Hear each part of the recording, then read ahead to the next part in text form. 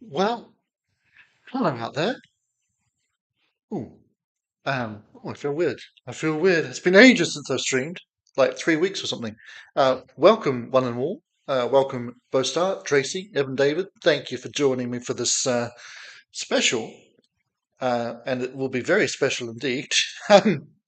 Trek down memory lane for, well, not actually for me, as it turns out, but for those of an age from down under.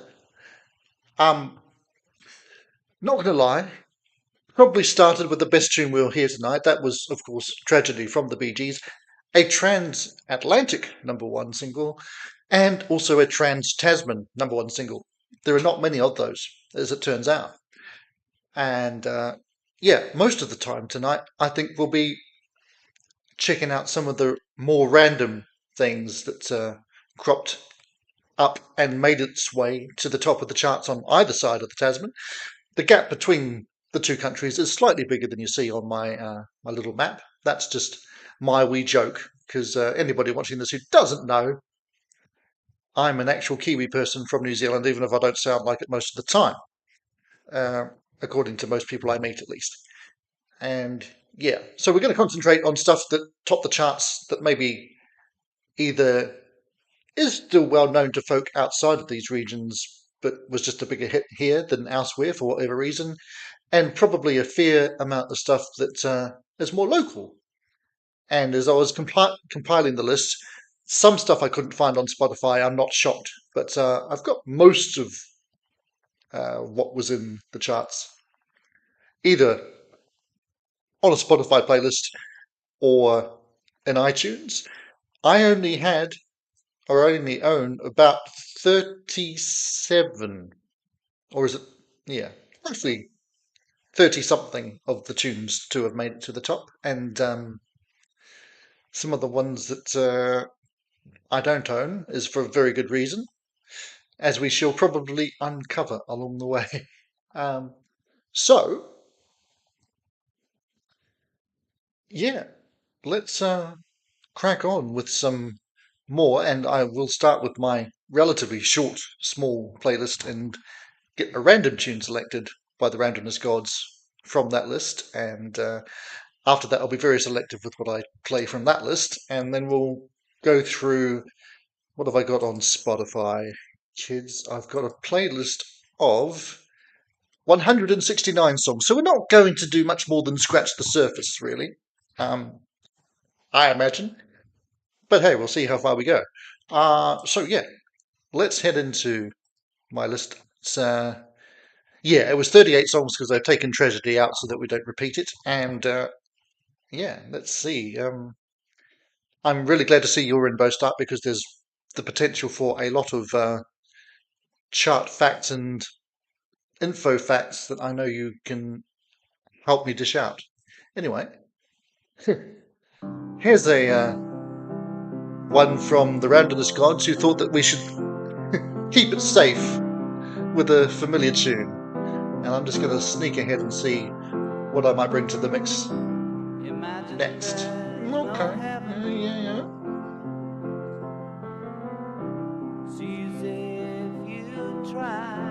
So basically, we're going to kick off with a few good tunes, and beyond that, who knows?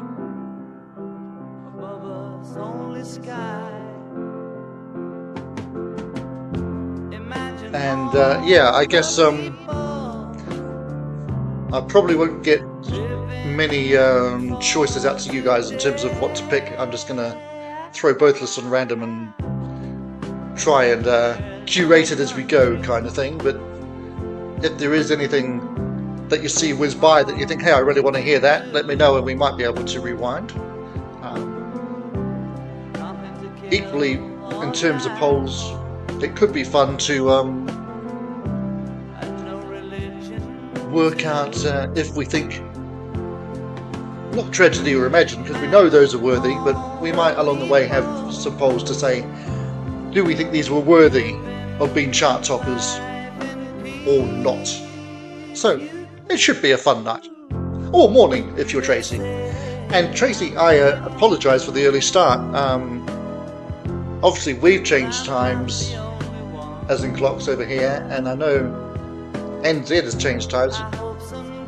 I'm not quite sure where you are in the scheme of clock changes, or if you even do that sort of thing in your part of the world. Because I think there's one state in Australia that doesn't take part in that nonsense, and it might be you. And Evan David, I've literally just finished watching episode 3 of season 2, if we must call it that. Series 2? I don't even know what it's called. I think I'll save most of my thoughts for a hopeful review of the first 3 episodes coming out later this week, all going well. But generally pretty impressed with the series so far.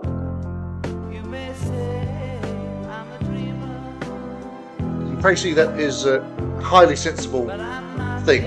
The rest of the world should hopefully catch up with you at some point and just decide what time it is all year round.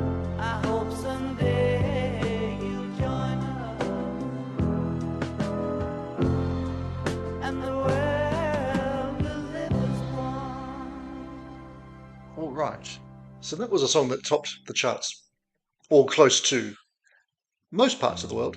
I'm going to probably take 1 and 5 from my list. So the ones on my list are going to be, for the most part, stuff you will have probably heard of, but not everything.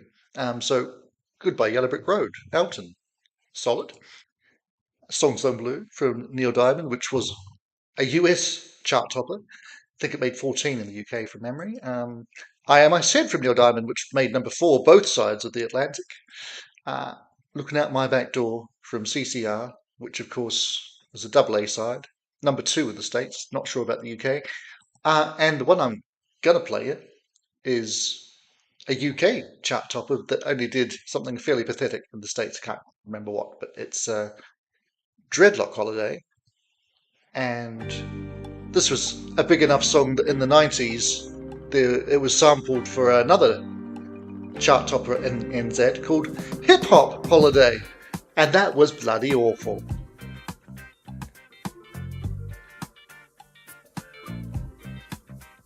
I was walking down the street, concentrating on truck and right. Welcome, Nicole, and let me just read your review to everybody. Toto was freaking amazing last night, lots of energy, and the band was rocking. One of the best concerts I've been to, crowd was great too. Well, I'm glad I bullied you into going, Nicole.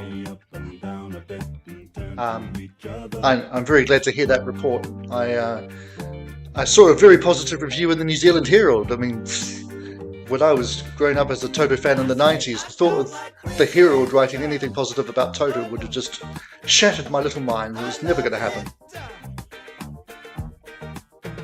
That is what you get when you endure and go through the decades just being yourselves. Eventually you'll become cool, or something. I'm still working on that.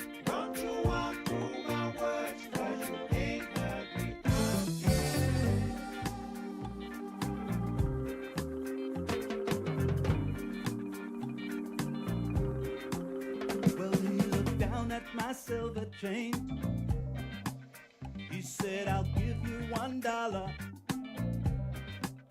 I said, you got to be joking, man.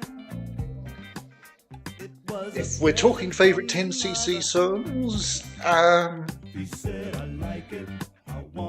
this one's up there. Rubber Bullets is a good one, Evan David. I would... Is it too obvious to say The Things We Do for Love? Probably, but that's probably mine.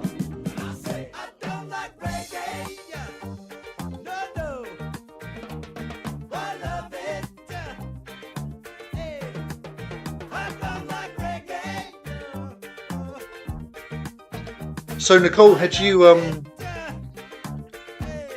checked out the set list ahead of time and prepped a bit for the show, or did you just go in knowing probably a handful of tunes and the rest was brand new to you, or how did that work out for you?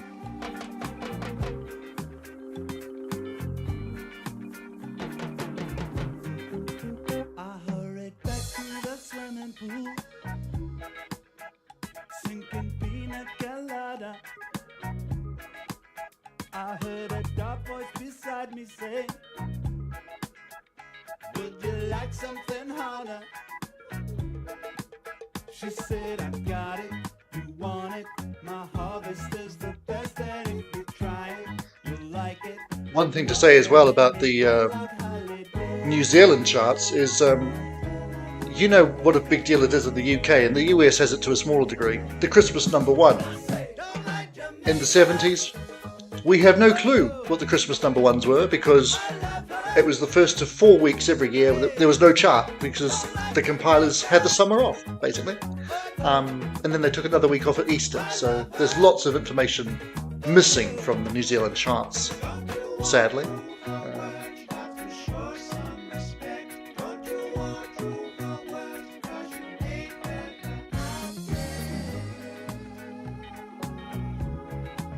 Tracy's asking if anyone actually commemorated Anzac Day. I didn't. This is my tribute to the Anzacs who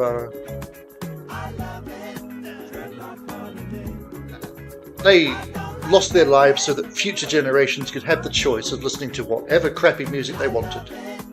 I think that's the the takeaway from tonight.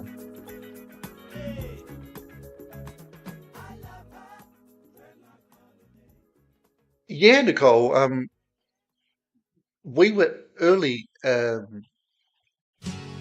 adapters of Toto, briefly at least. Georgie Porgy as well was a much bigger hit in NZ than it was anywhere else. Hold the Line obviously was almost top 10.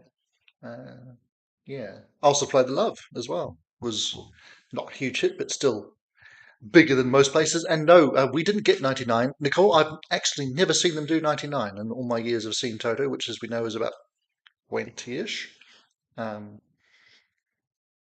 It's a bit joke as to whether or not Steve Lukather hates it. I think he probably does, but he'll still play it from time to time just to prove that he doesn't really, but I think he does. Mum also hates it, but then she's wrong about a lot of things. She doesn't like James Taylor, for example. Anyway, let's dive into Spotify and find out what terrible things there are to have a look at. Again, I'm just going to throw this on random and see what comes up, and we'll stop along the way and play things that look listenable or just interesting. So, the stop us right there. We're not playing Seasons in the Sun. Yeah. We will do this one though. Number one in New Zealand.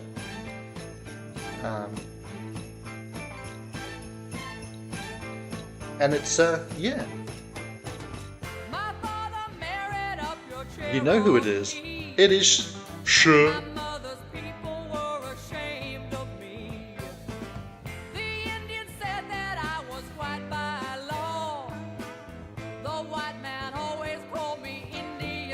Well, Nicole, you wouldn't think he'd need to rehearse Hold the Line anymore, but then he does have this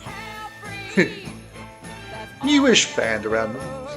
Most of them have been playing it for years now.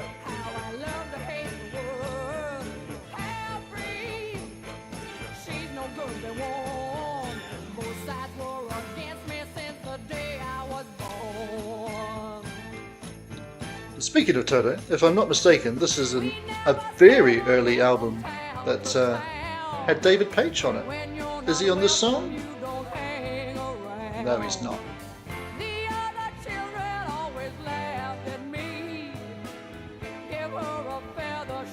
So, this was a US chart topper. Doesn't appear to have charted in the UK. Number one in NZ at number 4 in Australia. Let's see. Yeah. Track 1 of side 2 of this album was called David's Song, which is not a very imaginative title, but it's one of the first songs ever recorded that was written by David Paich, prior to writing just about every Toto song worth mentioning.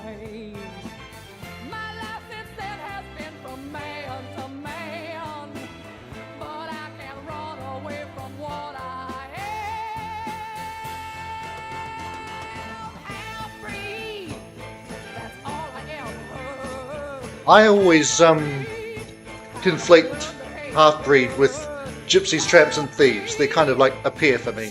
I think I prefer gypsies, all told, but I don't mind this one.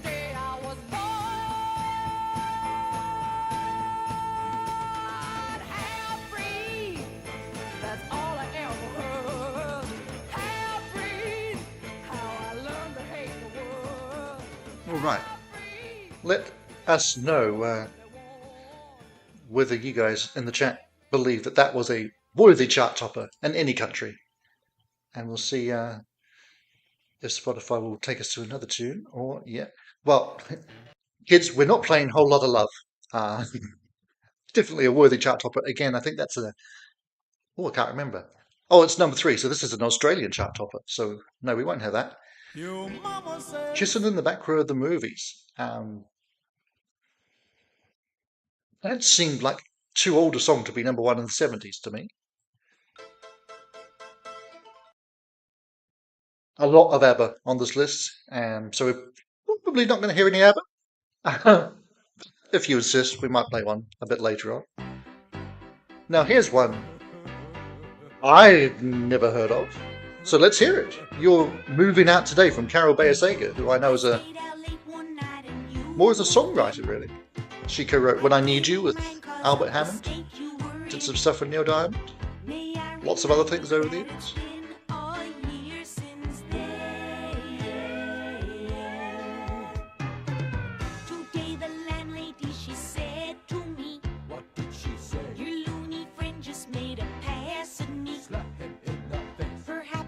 Nope. People don't believe Cher should have topped the charts. I should point out I was specifically talking about the song we played, not just Cher in general. But fair enough.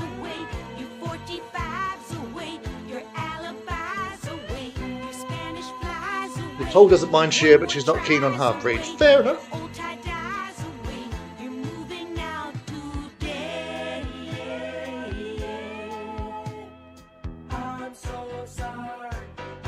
Barbo Star, the Now Yearbook 1977 Extra. I can work out what that is, but I've not heard of it before you mentioned it.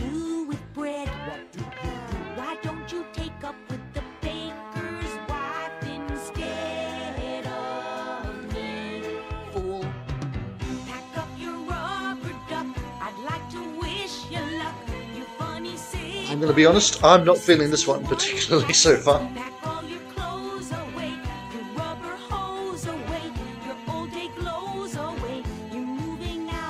Most tells us this was number 6 in the UK. That sort of surprises me as well. Yeah, Nicole, ABBA basically did own the Aussie chart for a couple of years.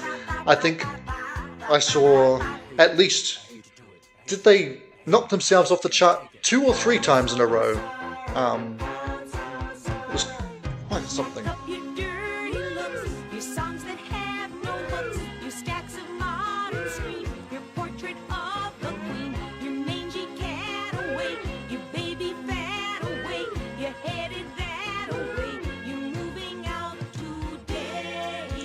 Wow. Sibo Star, I knew you'd come up with interesting facts. He's telling us this was co-written by Carol Bayer-Sager, of course, with 2 others, one of whom was Bette Midler. Guilty of another terrible number 1 that might be on this list somewhere.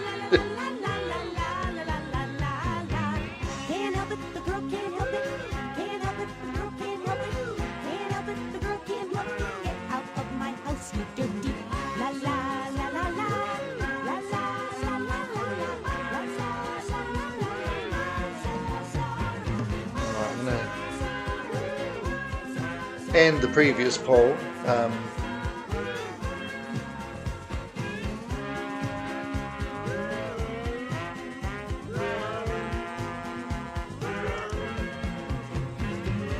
Let's see what you think of this one. I have a feeling if you didn't like Cher, you won't be liking this one either. From 82 to 91, she was married to Burt Bacharach. That makes sense because, I mean, 82 they did Heartlight with Neil Diamond, the 2 of them. Passengers, this service to just one more errand Alrighty. isn't going. So Add time on Spotify, which means it's time to head back over to see what we've got on the iTunes list. And I shan't be playing My Sweet Lord because that topped the charts everywhere.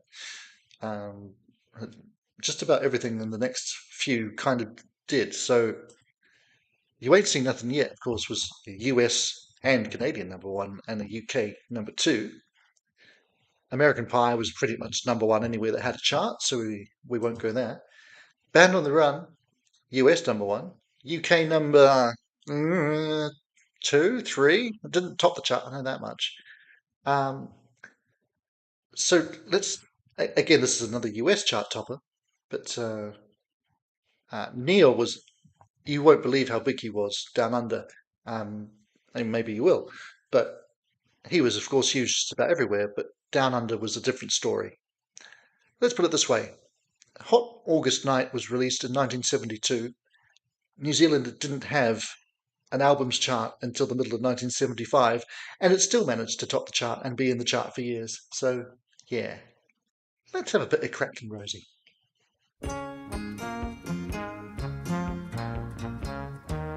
Probably his second most famous song about wine. Ah, crackling Rosie, get on board.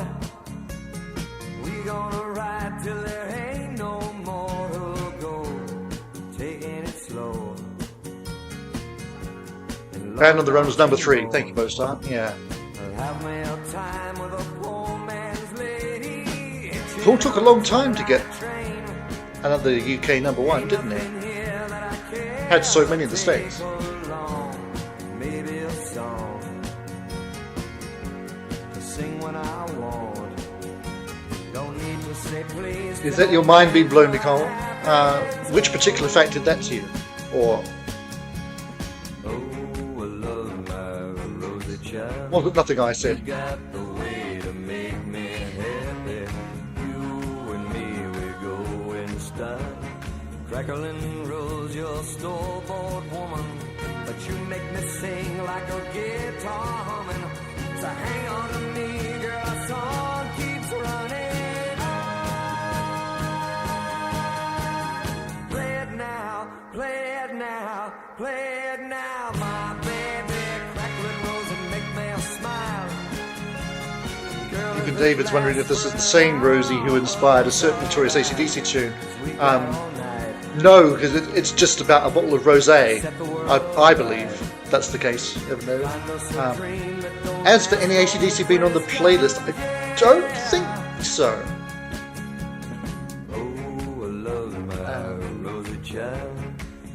Yeah, I mean, AC/DC were never really a singles band. There's obviously tons of songs that were extremely well known in both countries, but I don't believe we'll find them on tonight's list.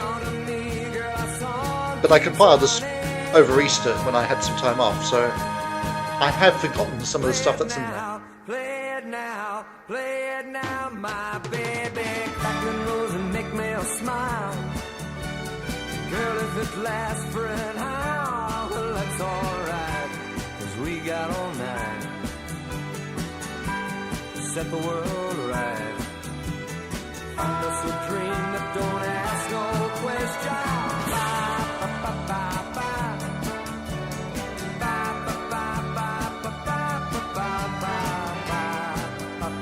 And as happened to Neil a few times in the early 70s, he ran out of words and just said ba ba ba a few times. Happens. I should also mention that that was, of course, one of plenty of Neil's classics that was on the first record that I ever owned, which was 20 Golden Greats of Neil Diamond, one of those. He had an awful lot of compilations over the years. Righty, let's head back to Spotify, where we're currently not listening to Tony Christie. We had several, well, maybe two Tony Christie albums, and my parents saw him live, and Mum said that he basically looked terrified of being in front of an audience and was pretty much the worst performer she ever saw. Yeah, so we won't hear I Did What I Did for Mary, but maybe we'll hear... We are going to hear this, unfortunately. I hate this song, but A really interesting thing, I found it interesting. Um, in the Summertime by Mungo Jerry hit #1 for a week in Australia, and then a week later, the cover version by the local band, The Mixtures, hit #1, where it stayed for 6 weeks. So let's see what they did with it. From those first few seconds, I think not much.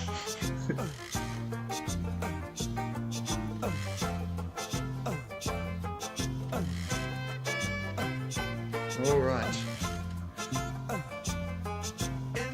Harold Bayasaga got 100% thumbs down.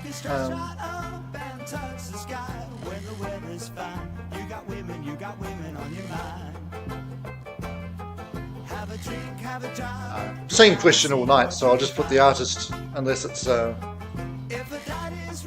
obvious. But I'd expect Neil to get a more favourable voting pattern. Let's hope, maybe. He's got a yes already.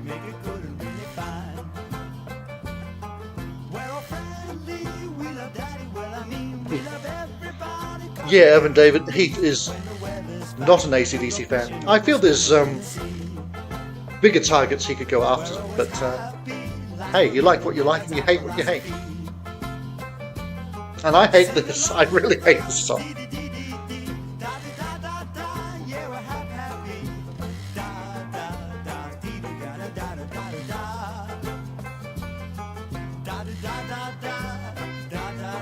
And just from the chat, I mentioned Paul's difficulty in charting, well, topping the UK charts. Bostarts added that his first post-Beatles #1 was Mulligan Tyre in '77. I mean, that is wowzers, isn't it? And after that he had Ebony and Ivory and Pipes of Peace, blimey. Other than that, his only post-fad #1s were when he appeared on charity singles.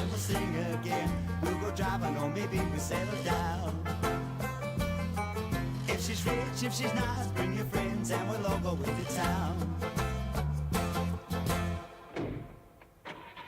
Yeah, Evan Davis saying that this sounds similar to the original, but the voice is a lot weaker. I just don't get why it was even done. I mean, obviously it did very well for them.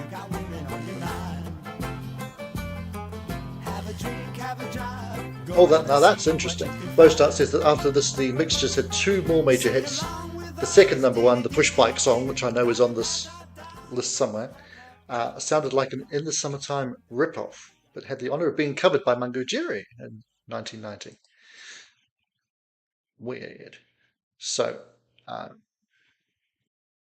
let's see if we've gone. Yeah. Neil Diamond, 100% deserved to top the charts. The Mixtures, I mean, you vote obviously the way that you feel, but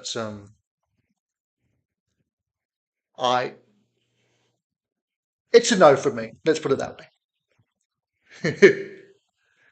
Alrighty, so let's see what we have next. Any Three Dog Night fans on board? I feel like I know the song, but I can't say it, so I'm just going to move right along. Here's another one. It's only 2.5 minutes. Maybe it's awful. It probably is, but I don't think I know the song. Australian #1 from memory. Popcorn from Hot Butter. Bostar, if you can fill us in, I would be at your service. Or you'd be at mine. Something like that. I'm talking more rubbish than usual.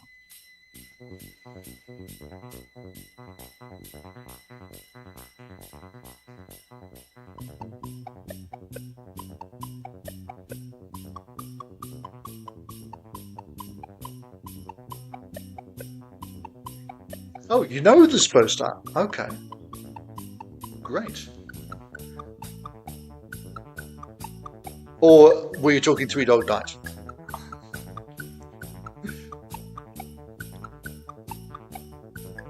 Because, yeah.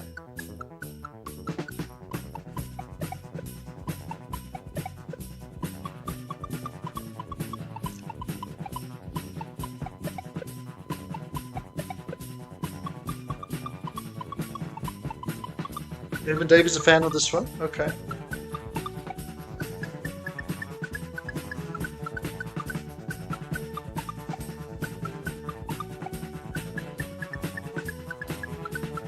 So, I mean, this does sound a bit familiar, but it sounds like it's... No.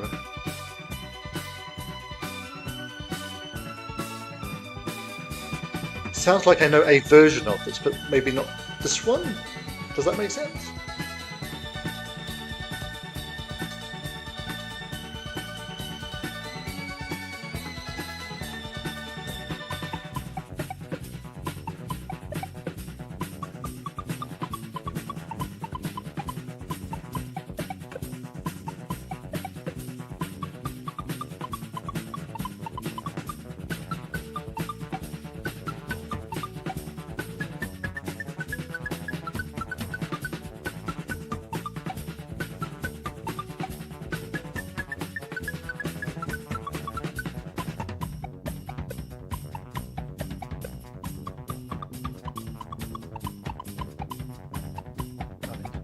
We don't necessarily need official polls all night long, but it feels like this one has some approval, but I want to see what the rest of you...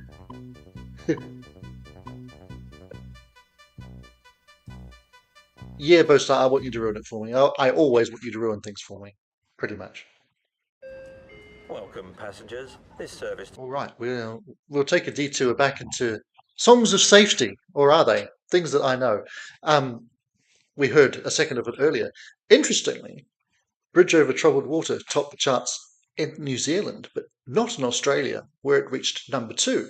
However, a song from the same album did hit number 1 in Australia, so we may well hear that at some point. Will we hear it soon? No. So out of this 5, there was that. If You Leave Me Now, which did the opposite and hit number 1 in Australia and only number 2 in New Zealand. Obviously, again, that was a transatlantic number 1. We've just been talking about it. Mull of Kintyre is number 1 everywhere apart from America.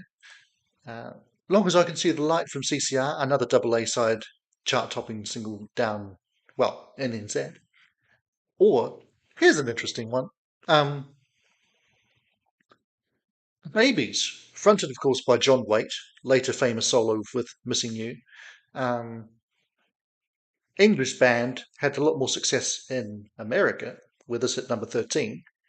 I think this charted in the UK, it's something like 45, but it hit number 1 in Australia. So, let's hear it. Yay.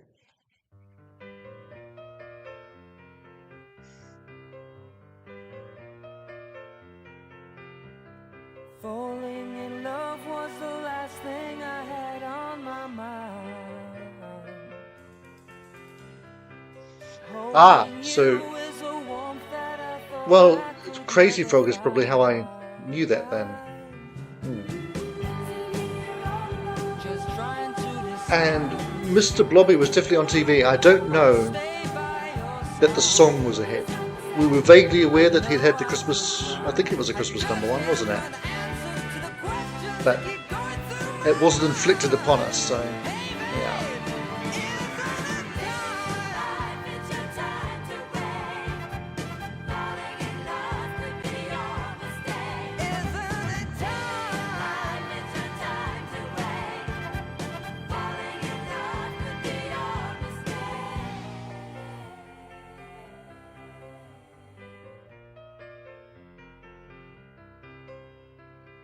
I've seen visions of someone like you in my life. A love that's strong, reaching out, holding. Oh yes, Evan David, which Australian soaps were you, sorry, Australian, I meant New Zealand soaps were you a major proponent of?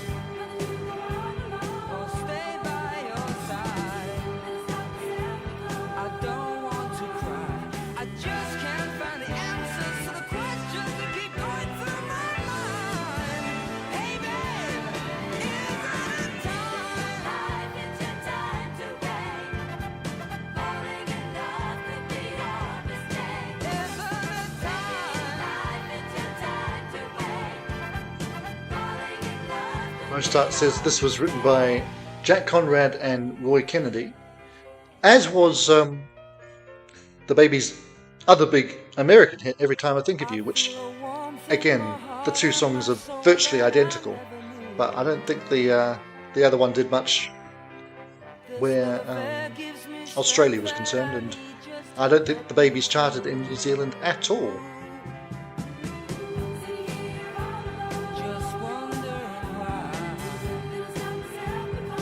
See, Nicole, I thought Evan David might have been referring to pre-Shortland Street soap Close to Home, which for a year or two starred Ian Martin. That's right, Harry Sullivan himself. And no, I've never seen an episode in my life.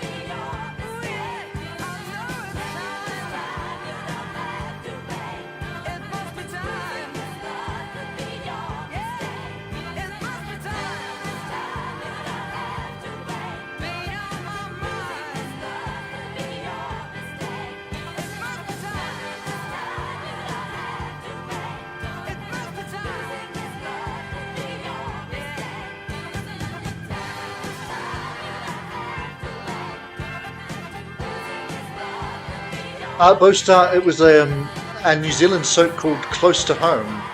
I believe he was in it for about a year or two in sort of 83, 84, something like that.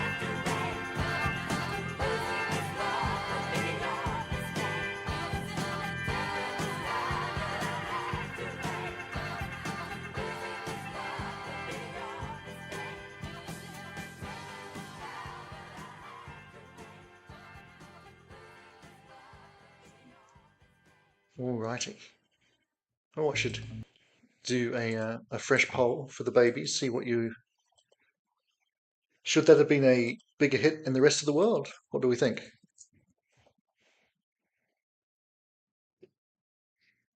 And that is how the Babies spelt their name. Is that how they should have spelt their name? Yeah, both start saying it was... 78 was that number one, okay. Only There for a Week between It's a Heartache and Staying Alive. Two tunes that I suspect we all know somewhat better than that one. Okay. Over on Spotify, we can see, again, it was a hit everywhere, wasn't it? My Sharona. Great song. And indeed, I remember seeing that on an early episode of Solid Gold, the classic hits in the early 90s, which is where I first saw Rosanna by Toto, which set me off on that path. So that was a show and a half. Anyway, Rasputin by Boney M. Featured in Doctor Who in recent years. Boney M, or one of them, opened for the Doobie Brothers when I saw them in 2000. And I have to say, they went down better than the Doobies. The Doobie set list was not good on that occasion. Anyhow, we're not hearing Puppy Love from Donny Osmond again. It topped the charts everywhere. But what happened to the Osmonds? I read something somewhere that said, in terms of airplay, that they have the greatest reduction compared to their heyday. As in, once people disowned them, they never had the revisionism that, say, ABBA did.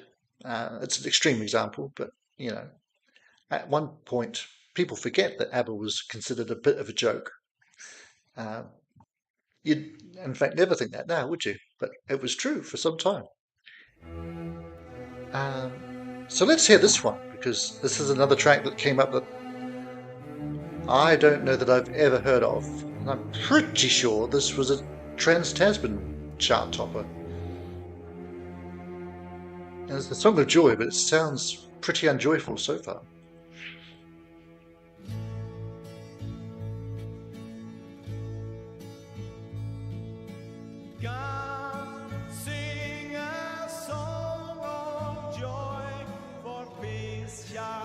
And Bostar, yes, The Babies is a terrible name, but there is a story behind it. They were, a rock band at a time where record companies were just looking for the teeny bopper stuff. So they just called themselves the Babies as kind of a joke, and that stuck. Never give yourselves a joke name because you might end up absolutely stuck with it for all time. But I'm sure that did them more harm than good in the long run.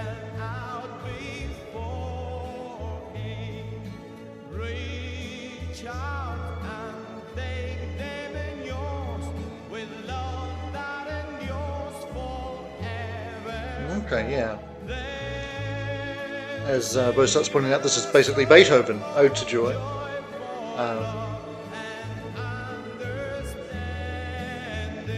Which I first learned to play on the recorder.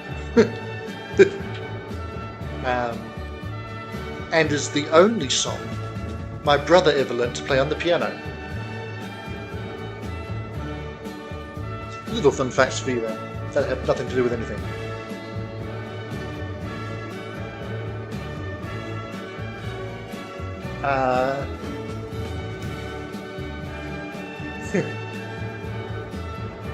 What? Sorry, Evan David, I've missed something here. What could be Space Babies? I mean, Shudder I agree with when it comes to Space Babies, but I'm not sure where that thought sprung from.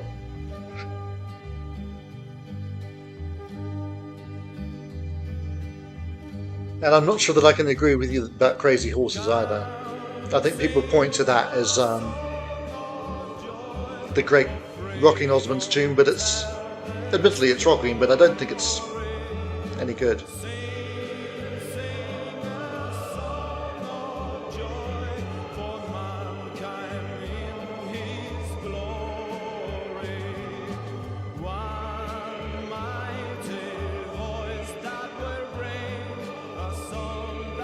First up telling us this was an Aussie number one in 1970 and it made top 20 US and UK. It's alright. Oh, I've got you, Evan David. Yeah. The Space Babies. Yeah, you're right. Shudder indeed.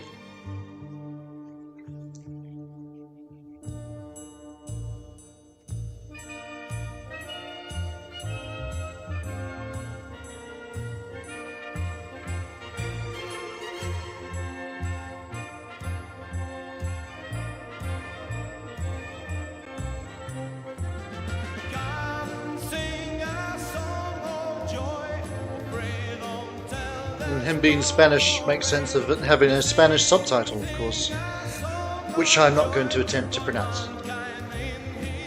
Still a minute to go on this one, so it's decent but a bit long.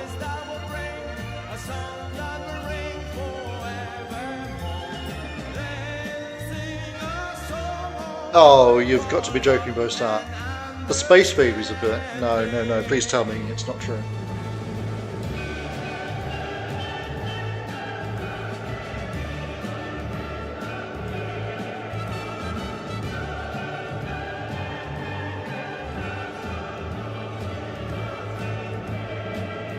I'm about to do the new poll and I've forgotten how to spell his name.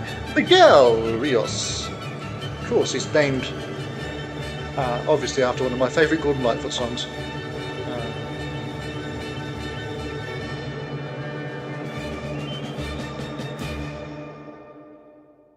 Oops, I can't spell his surname now. All right, what do we think of that? And what do we think of this?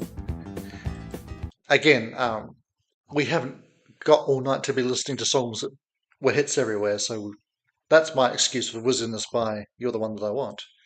And that takes us to ads. So, therefore, what do we got next on my list? Well, again, same reasons. I can't really justify playing You're So Vain by Carly Simon, even though it is a classic. So, I'll take us through the five and then we'll come back to the one that I'm going to play because I mentioned it earlier. There it is, just was past it. So Baker Street, number one in Australia. Let's see if I can do this. 1 in Australia, 2 in the US, 3 in the UK, 4 in New Zealand. Can someone tell me where it hit number 5? That's your task for the night. I don't know if it did. I'm just saying it must have gone somewhere. Up Around the Bend, CCR. I don't think we're getting any CCR tonight. Or Lola from the Kinks. We had that and them recently. So yeah, let's whiz back to the song I mentioned earlier. That was a big surprise to me as an Australian chart topper. Where, let us remember, Bridge Over Troubled Water itself stalled at number 2.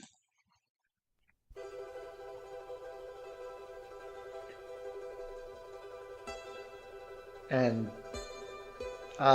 those in the UK, BBC Two had a Paul Simon night last weekend, I think. So there's several treats up on iPlayer at the moment. I think they've got the Simon and Garfunkel concert in Central Park up as well, but also Paul Simon's solo concert in the park from the early 90s.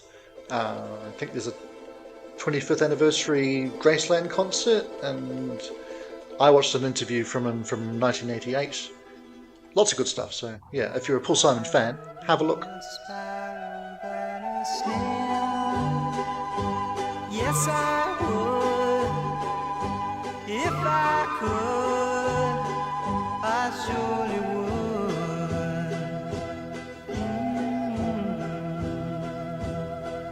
I'd rather be a hammer than Yeah, Bostart, I don't think you're in when Evan David was asking my thoughts. I sort of have a vague plan of doing a review on the channel of the first 3 episodes later in the week. But spoiler alert, I'm loving it so far. And Evan David, I mean, you never know if he can be trusted, but I believe RTD has said that there's no big old villains like Daleks or Cybermen this series. So, well, if both start saying that they were heard or seen in the series trailer, that might be wrong. I don't watch trailers. I don't like spoilers of any kind, which is why I hurriedly watched the episode tonight before I came on in case you guys were talking about it. Be a forest than a street. Yes, I would. If I could, I surely would. Tracy was asking, is this a Christmas song? I assume you were meaning the Song of Joy. And I don't think so. Just a general happy tune.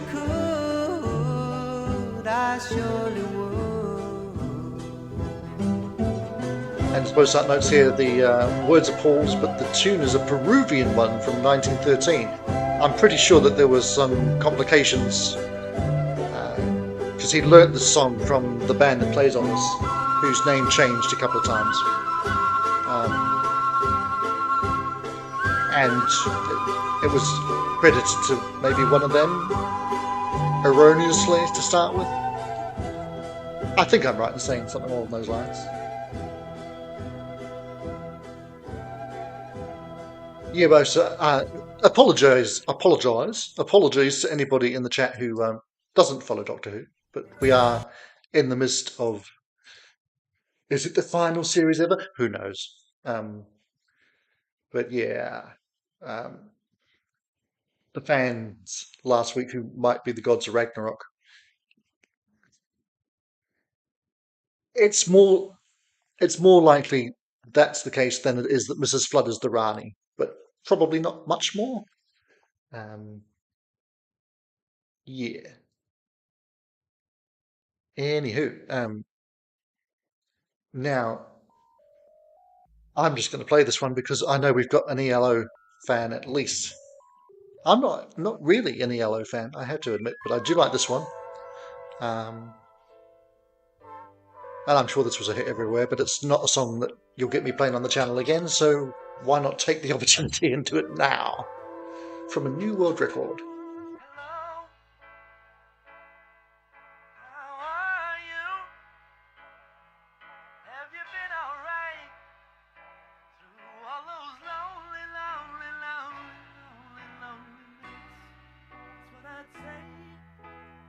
So Nicole, you said you were in a hotel, obviously, from having gone to the gig last night.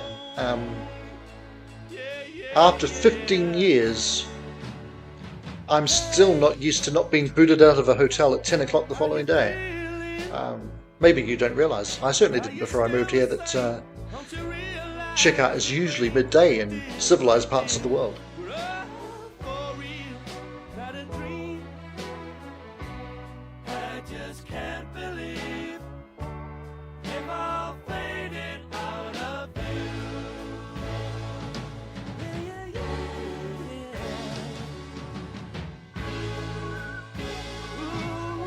Right, we generally gave the thumbs up to Miguel from earlier.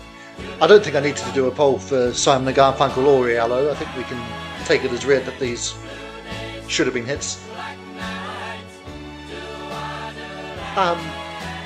Now, ELO, of course, often sound a bit Beatlesy, but here they sound really Bee Gees-ish. Does anybody else hear that?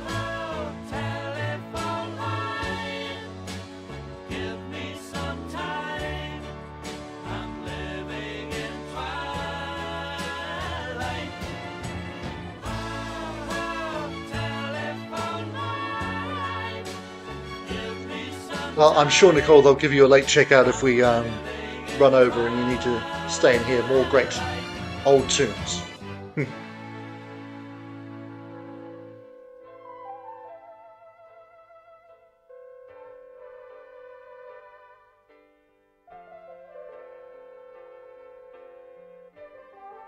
And just to keep it on Doctor Who for a bit.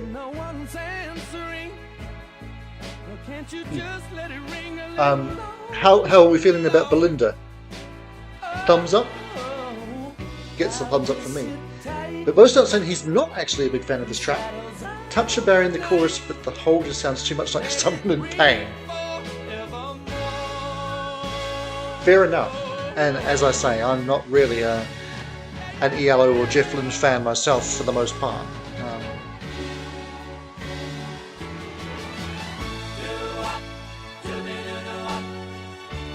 Yeah, but this part, the doo-wop, do-do-do-wops, that sounds a bit like Lonely Days to me.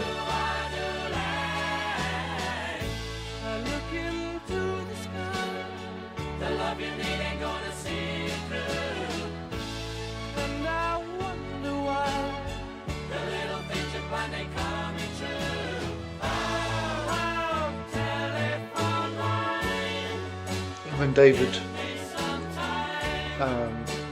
speculating that he might get around to doing another ELO top 10 at some point.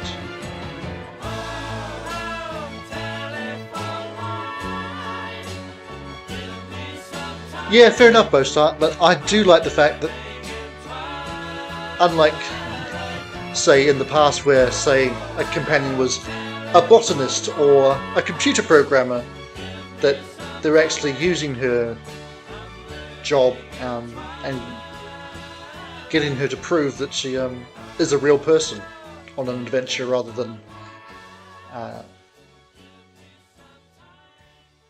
an idea that John Nathan Turner had in his pee break. Not that I don't like Perry. Here we go. More ABBA for us to skip, I'm afraid. And more adverts. AI fraud. I love the fact that Spotify gives us so many ads. It gives me an excuse to go through my songs. And let's see what we have here. Okay. Well, we've the next 5 here are interesting. Let's have a look at them. The Air That I Breathe from the Hollies in New Zealand, number 1. Of course, the last big hit in most parts of the world. Number 2 in the UK and 6 in the US. We've talked about him already, Mr. Paul McCartney with Uncle Albert / Admiral Halsey, US number 1. Obviously not a UK number 1 because it's 71, not 77. Staying Alive by the Bee Gees. Again, too big hit for us to play tonight. And Another Day from Mr. Paul McCartney. And I know I've played it on a stream before, but I had to play this because I love it.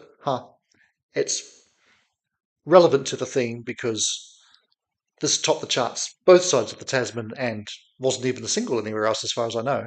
But something I discovered while putting this list together that I hadn't previously known is that this was number one in about middle of 1970 in Australia, and then didn't get to number one in New Zealand until May of 71. So that's an interesting chart story for you. And as noted on the previous time I played it on a live stream, it contains my favourite acoustic guitar solo of all time from Mr. Tony Hicks, who wrote the song. Yeah.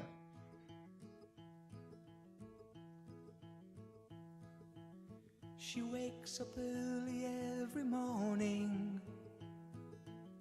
She gets up long before the sunshine.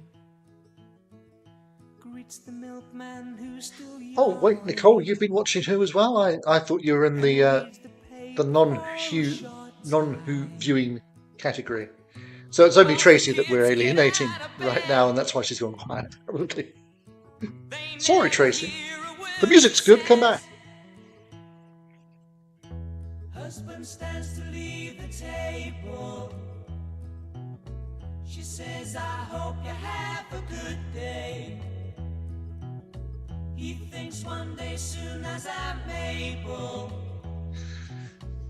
Well, I'll confess there was a companion that I thought was hot, but I'm not sure that we can talk about Captain Jack anymore. Has there been one since? I really wanted Jonathan Bailey to become a companion after Time Heist. Obviously that didn't happen. Too young to be married. Too young to be free. Too young to be married. But what can they do? I'm not sure I've ever seen a They were gonna have a baby. companion group labelled as boot-wearing sweeties before post-start, but I can't deny the connection.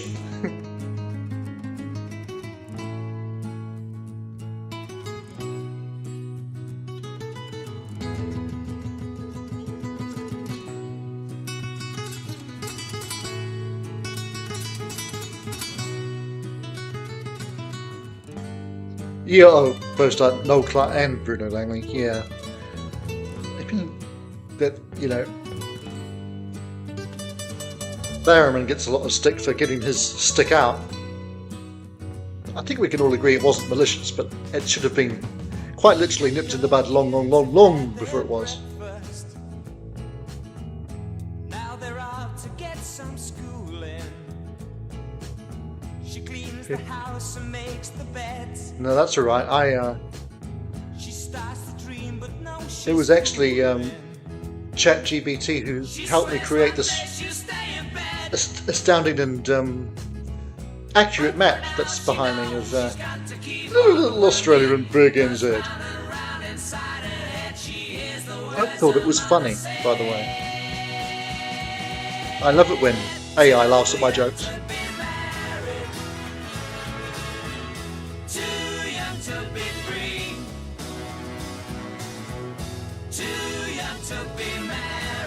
I think Evan David Rogue. Well, let's put it this way. I think hubby watched Rogue approximately 87,000 times. So from that point of view, I think it worked.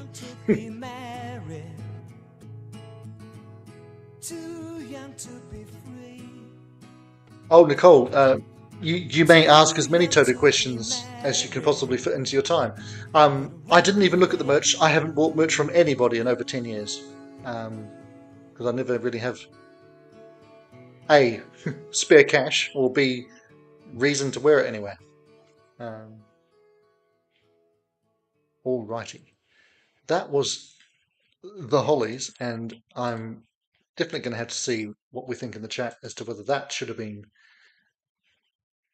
Well, I'll ask a slightly different question.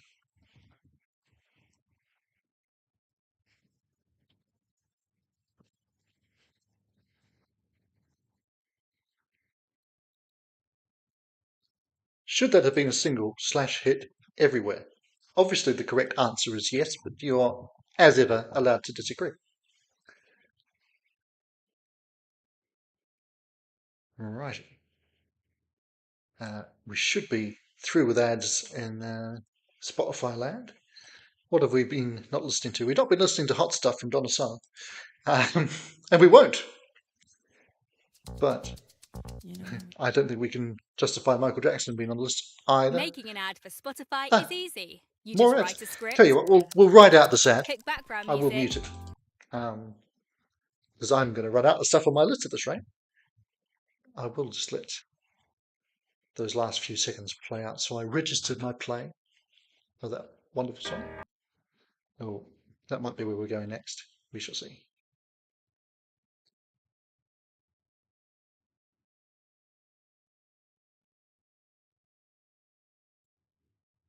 Oh, we're currently not listening to an advert for EMEA numbing cream. I don't know what you'd numb with this cream, but I'm not sure I want to. Oh, even more ads. And no, I'm never ever paying Spotify to avoid this situation. But it does mean that I will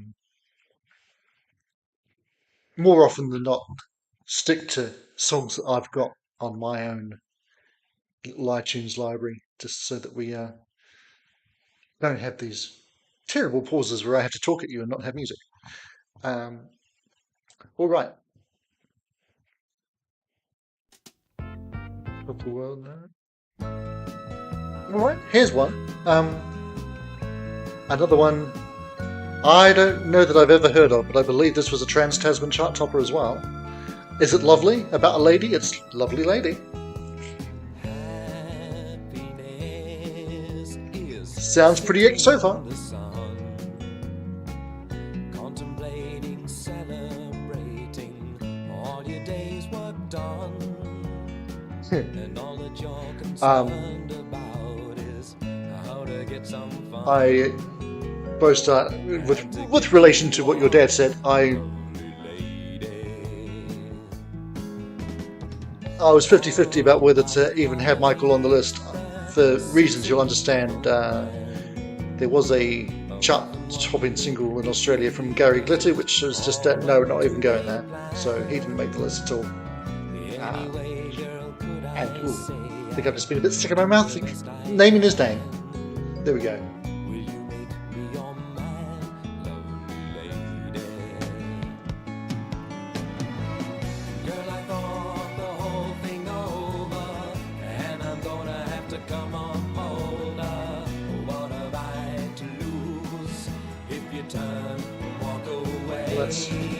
I bet Wikipedia doesn't know who he is. Oh yes, it does.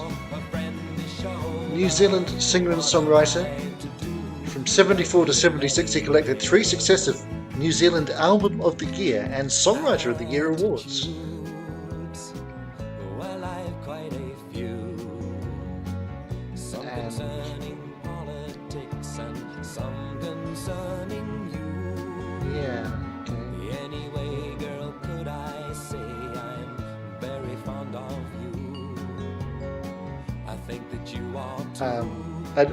An earlier single, and I've got to give him props for this, was a song called Damn the Dam, which was made as a 2-minute radio commercial as part of a campaign to make insulation compulsory in new homes. It became very popular and was released as a single by Hanlon on condition that the profits were donated to environmental bodies. And this is 1973 we're talking, so that's a pretty bold move. I don't know if he donated all of the proceeds from Lovely Lady to Lovely Ladies anywhere. That's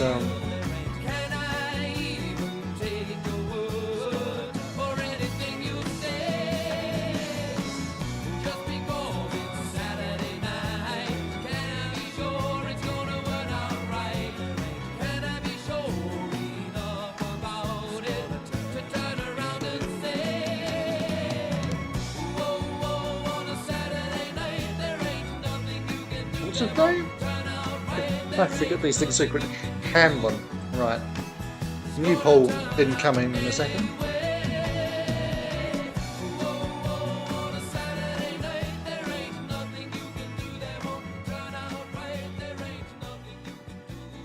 I'm just going to put John Hanlon question mark, and you'll get the gist.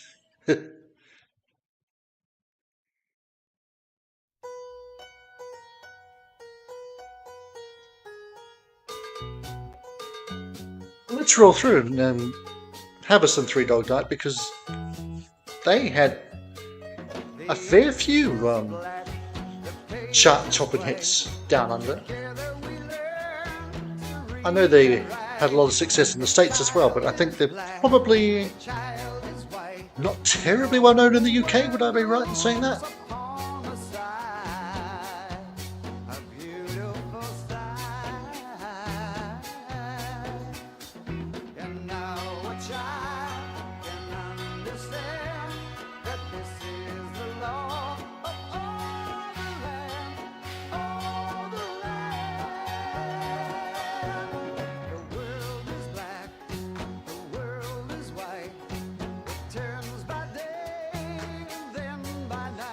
Yeah, Nicole, the NZ chart as a whole kind of really kicked in May 75, which is when they introduced the albums chart, and there had been a singles chart up to that point, which was only a top 20, so that got expanded to a top 40,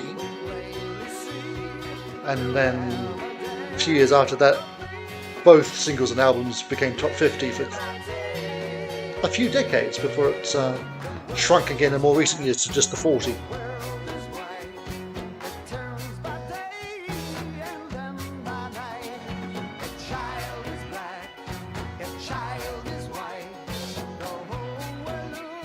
Tracy, I know you're asking Nicole, but yeah, there wasn't an awful lot of crossover between Oz and NZ, apart from the Osmonds, ABBA, Bee Gees. So the odd thing, but really vast differences. And it has to be said that the ones that top the charts in Australia are generally worse than the ones that top the charts in New Zealand. But I would say that. I still think that the States has the best 70s chart toppers, song for song. Canada as well, of course.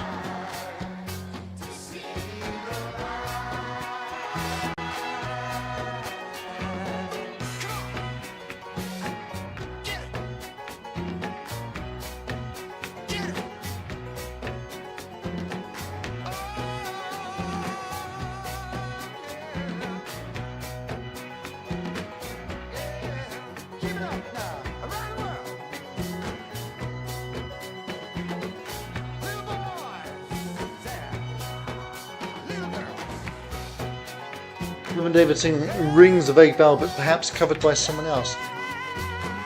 Quite possibly. It may well be the case, Evan David. I might get back to you on that in a second. So I think we're likely heading for an ad, indeed. So let's come over and get it from iTunes with Badfinger. And this is a New Zealand #1, ladies and gentlemen, which hit 4 in the UK, 7 in the States, 4 in Canada, 14 in Australia.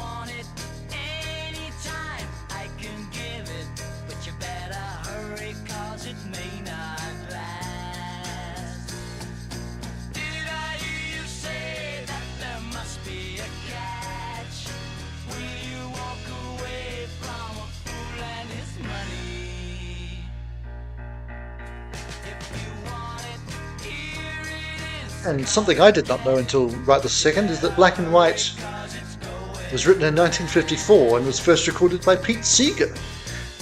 I mean, I doubt that's the version that Evan David might have known, but I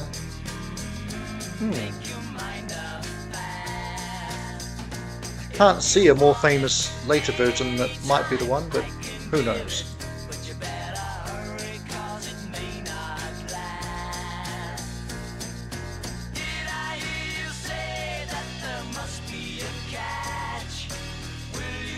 Away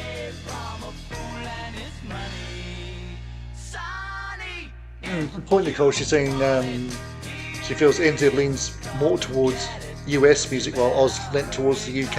I think that is a fair amount of truth in that. Of course, the most shameful example of that is when America decided that a little song called Don't Dream It's Over was worthy of making a big hit. And only after that happened did we in New Zealand say, actually, maybe we should play this on our radio stations as well. It's shameful.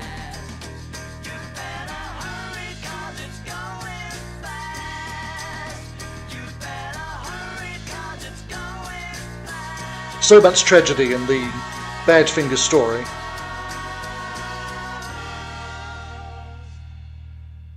A great little tune. So I thank myself for playing it. And I thank New Zealand record buyers for buying it in great numbers in the early 70s. So back over on Spotify, and I don't know how you feel about Mondays, but I think that we all know the Boomtown Rats, so I don't particularly want to hear Amazing Grace from the Royal Scots Dragoon Guards.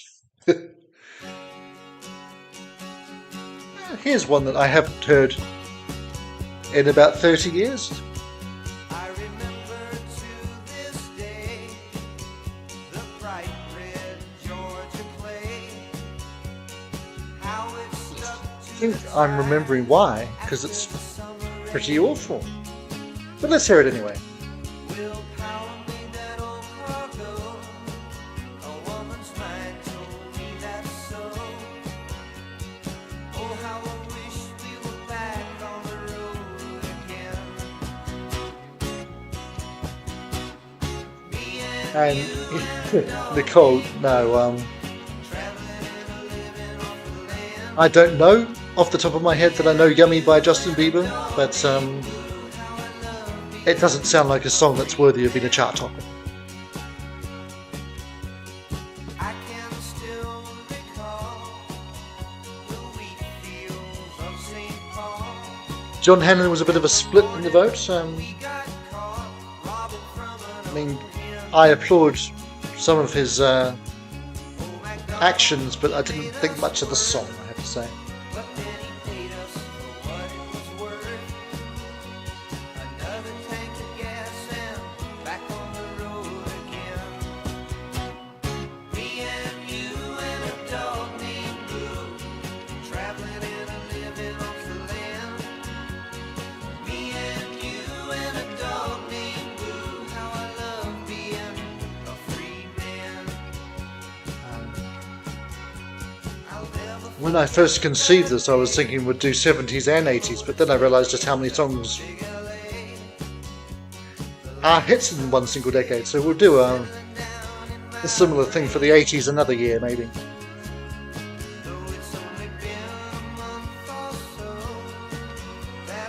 We won't do the 90s because I won't have more than two that I can think of.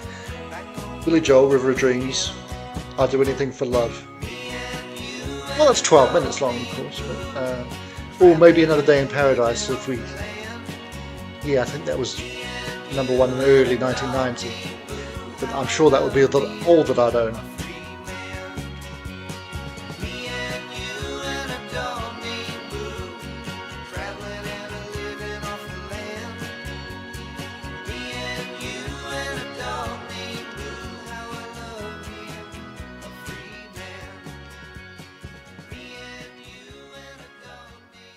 Okay, that is actually better than I remembered it, but let's see what you lot all think of it.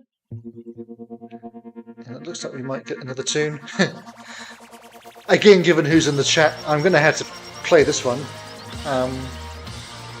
Aussie number one, I believe. From Sweet. Let's have a quick little look since I'm already in there. Yeah, number 3 in NZ, 1 in Australia, 2 in the UK, 5 in the US. So Australia wins this one.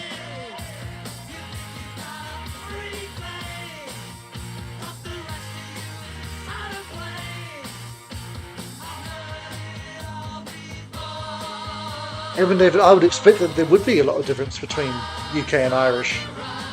There's a lot of Irish stuff that just never comes over here at all. It's bizarre.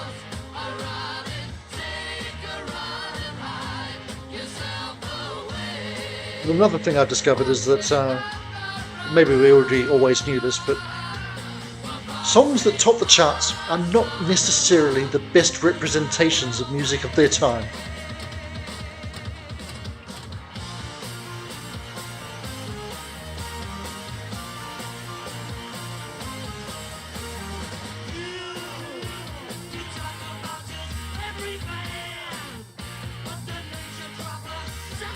Going back to that previous track, Bostart mentioned that Lobo's real name is Robert Kent Lavoy. Of course, the pseudonym is the Spanish word for wolf, and some of us will remember a Mexican band whose name means the Wolves had some hits in the late 80s. And I've already mentioned Paul Simon tonight, so we won't talk about that controversy. Yeah, it's a good one, Evan David. Evan David saying this was the best Sweet song for him, which I assume means that it came top of your Sweet Top 10. Have you done a Sweet Top 10? I feel like you have.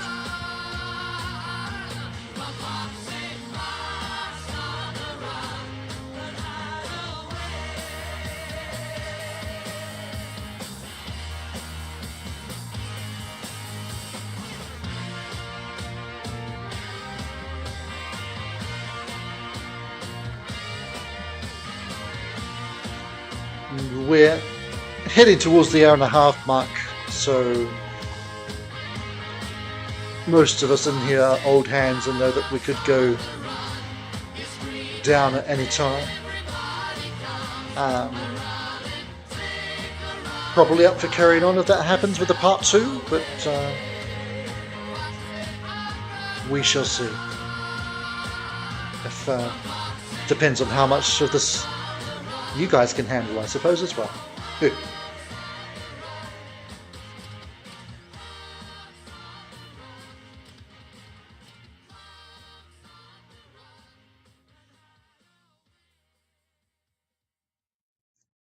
All right. Well, Spotify ad time. So, what do we have to follow Badfinger over here? Okay, another Bee Gees tune that we won't hear. All right, I see where we're going. I won't play this, but And When I Die was, of course, one of 3 US number 2s from the self-titled second album from Blood, Sweat and Tears, but made number 1 in New Zealand. A thing for Bohemian Rhapsody, that's not a very good song and nobody likes it, so we won't go there. But we have to come here, and this is another point of shame for New Zealand. This was their biggest ever hit in New Zealand, but only reached number 5. But it topped the charts in Australia, just for a week, but it counts. So here is a band that said, New Zealand couldn't feed us, so we left, and they went to Australia and hit number 1 with Are You Old Enough?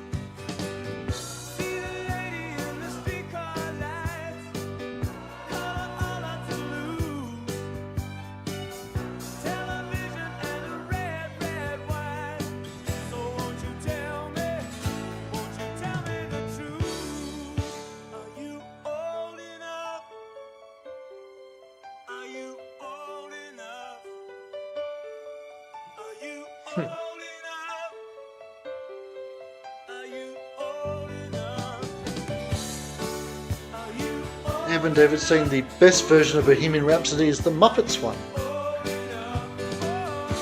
So we can't disagree with that. And of course, Bo starts saying this was written by Dragon's keyboard player Paul Hewson, not to be confused with the well-known Irish singer by that name. Tracy, this is 1978. It's from the O Zambezi album, which was the last before Mark Hunter was fired from the band for being just a bit too insane.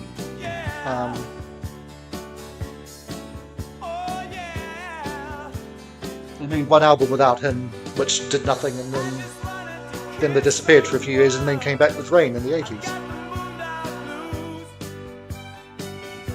Which, of course, only made number 2. Only.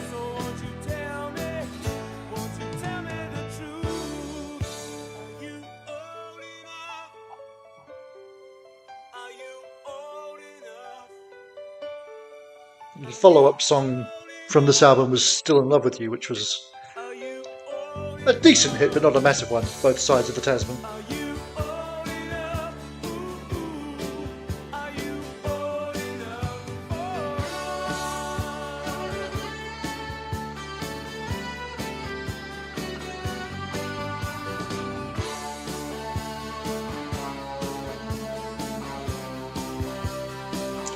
Evan David, yeah, I think I will.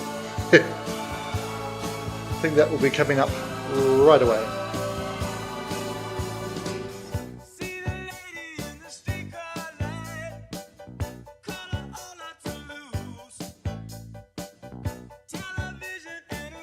So a bit split on Lobo.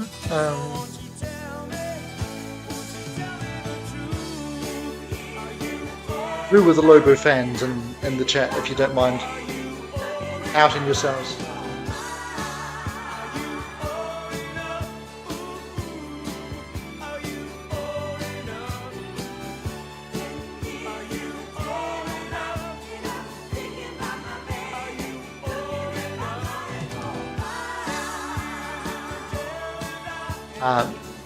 I may have cheated on this next question.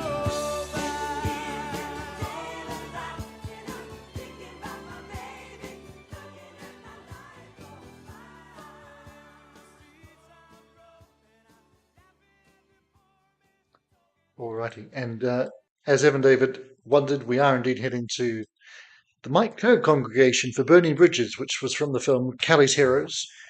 Trans-Tasman chart topper, also topped the charts in South Africa. Didn't make the top 20 either side of the Atlantic, though. So let's see if we can work out why. Oh yeah, I know this.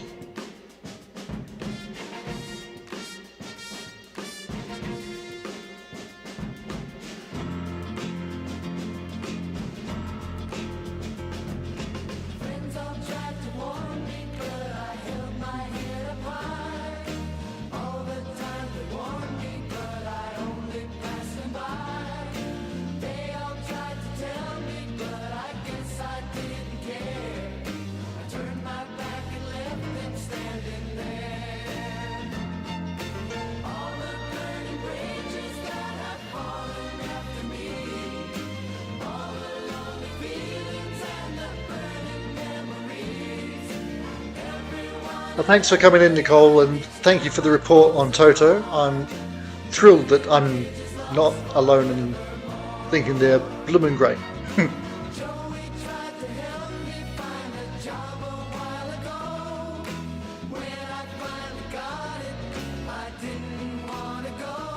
Bostart, this is Burning Bridges from the Mike Kerr congregation.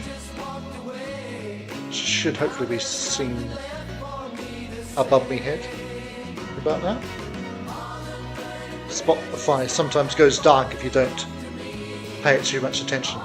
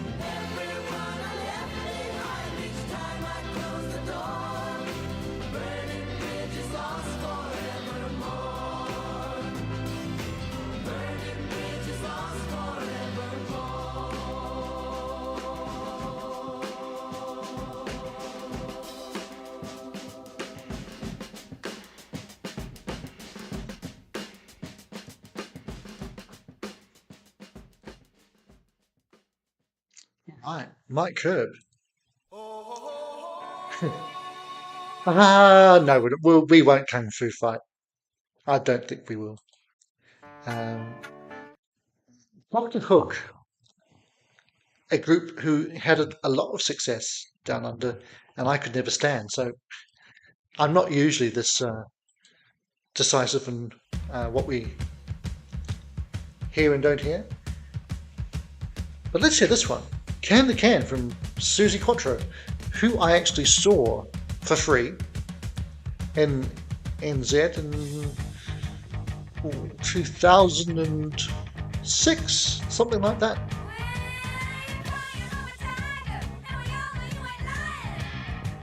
The only song of hers that I could have named when I saw her was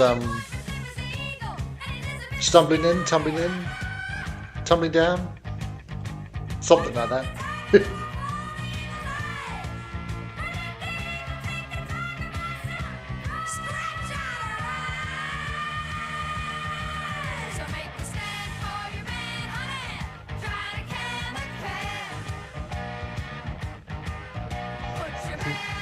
No worries, Tracy. Thanks for having been here, and if you stay being here, then great. But so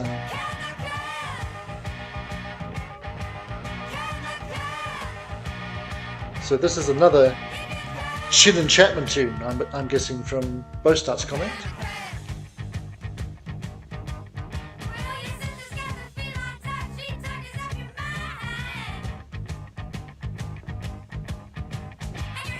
And Mike Curb of the former track went on to be Lieutenant Governor of California in 79 to 83. Blimey.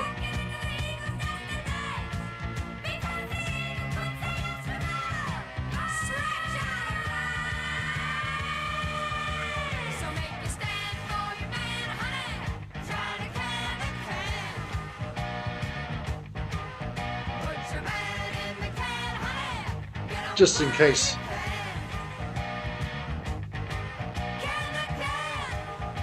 Just in case Tracy couldn't hear me, send her a quick message in the chat. But yeah, I think on this basis we'll just go until we get knocked down, whether that's in a minute or another hour.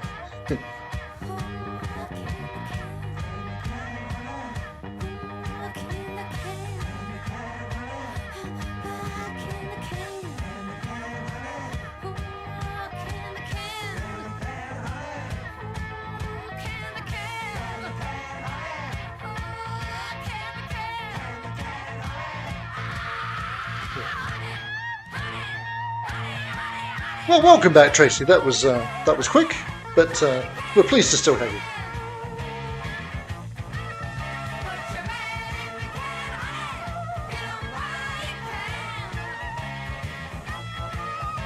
So,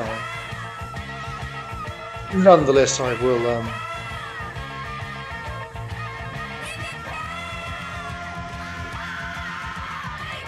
end relatively soon. It's been a fairly crazy week, so I could do with some little time before hitting le sac, as we say.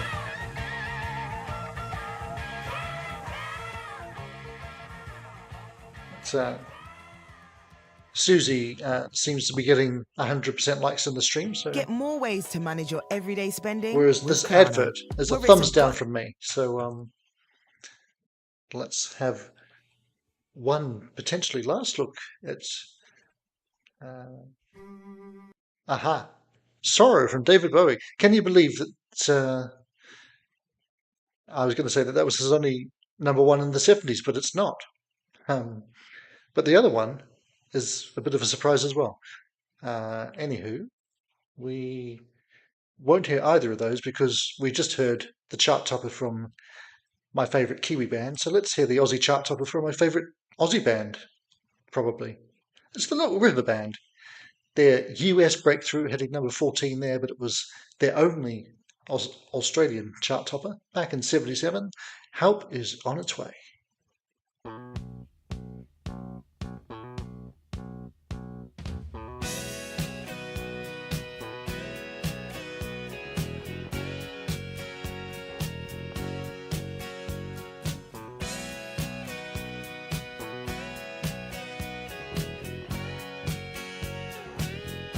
obviously well, I say obviously, the album that this was from, Diamantina Cocktail, was the first album by any Australian band to go gold in the States, kicking off a 5 or 6 year stream of hit singles and albums there. Never charted in the UK at all.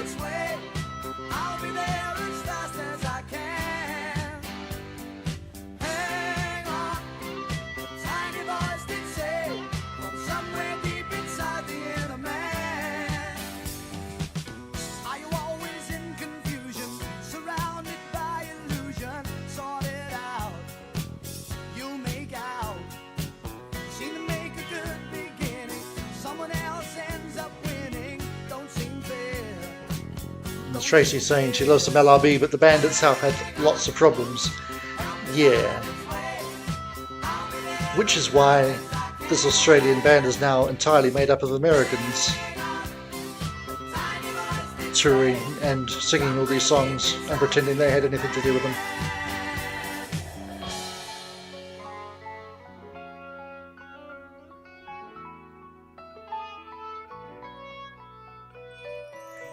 Evan David, yeah, I believe there is some Slade hiding away off the top of my head. I mean, we've only scratched the surface, really, of what made it.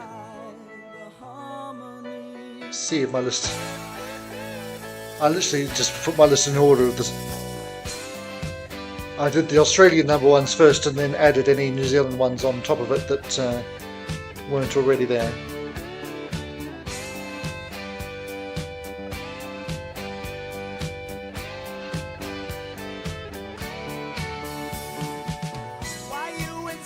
Just scanning. There's Skyhooks.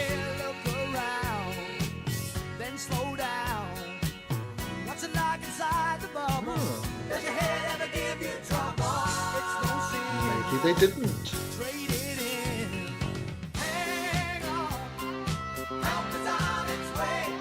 Okay. So, Evan David, looks like it's a no for Slade, at least in the Aussie side of things.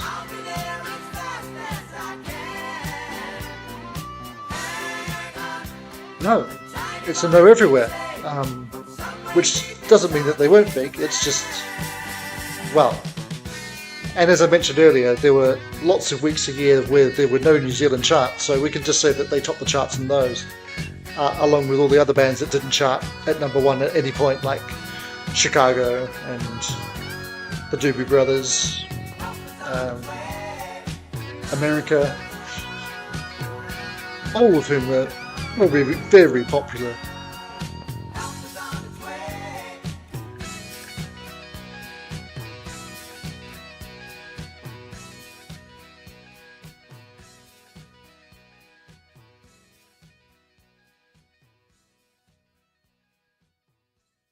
All right. On Spotify, and it's David Cassidy that we're skipping next. Frankie Valli, no. Streak, good lord, no. This one, let's have a bit of Sad Eyes from Robert John. A song, again, I do remember, but I hadn't heard in I don't know how many years.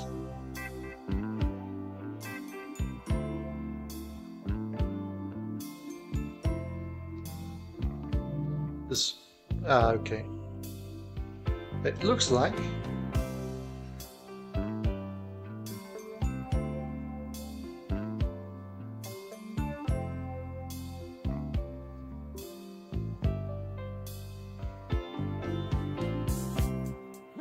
it's over. You knew I couldn't stay. right. It's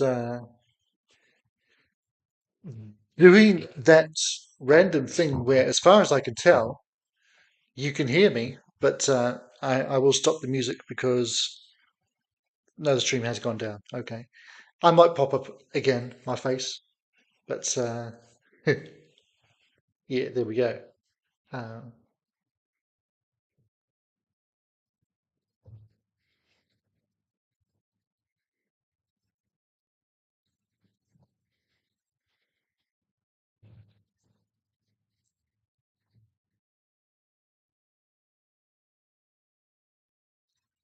and yeah, anybody who's watching this on catch up, if you've made it this far, thanks for sticking around.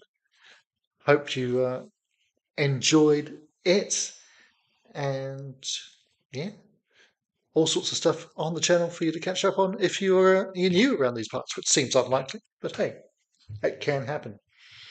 And I'll just say thanks for watching and bye for now, but not for long.